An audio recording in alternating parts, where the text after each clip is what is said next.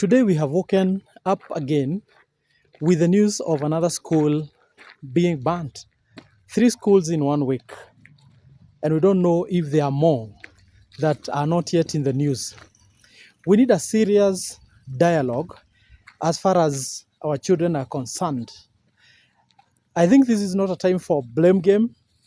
The schools blaming children, the children blaming the teachers blaming the parents blaming the schools and the teachers, and the ministry blaming the schools and firing teachers and all that.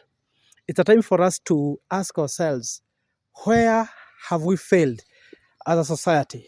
Because I believe, as a person, this is not a one person mistake, or we need to start pointing fingers to other people. This is the lives of our children. All of us as parents, when we take our children to school, we send them there to be safe, to be protected.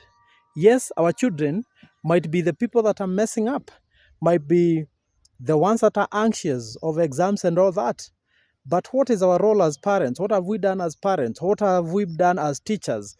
What have we done as a ministry to make sure that there is a dialogue between children when there are issues? And therefore, for me, as a youth mentor and a person who has worked with young people for a long time, I think it's time that we start a very serious dialogue, The parents, we must ask ourselves, what is our responsibility? Have we failed in guiding our children how they should go when they go to school? It is our core responsibility to take care of our children.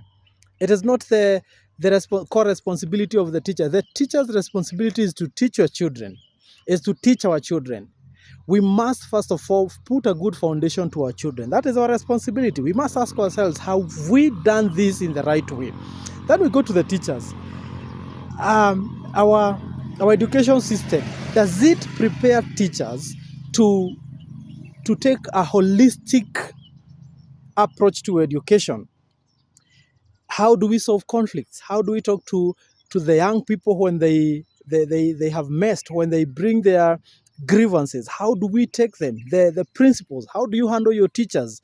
Are we able to support the teachers' mental health so that they don't bring their stress to children? And what is the role of the government to make sure that we have enough room for children, not pressurizing schools to have 100% transition, yet there is no even room. And therefore, that's why I'm saying that it is a collective responsibility for us all, the government, the teachers, the parents, and also we must also ask our children, what is your responsibility? Is your responsibility going to school only to socialize and to do what you want? Also, they must take responsibility when it comes to discipline issues. And therefore, it is not time for us to blame. I think we should take a very sober introspection as the parents, the teachers, the ministry, and the children, so that we can have a sober conversation. Because there is no way exam or something comes up and then 2-3 schools are being banned at the same time. There must be a deep-rooted problem.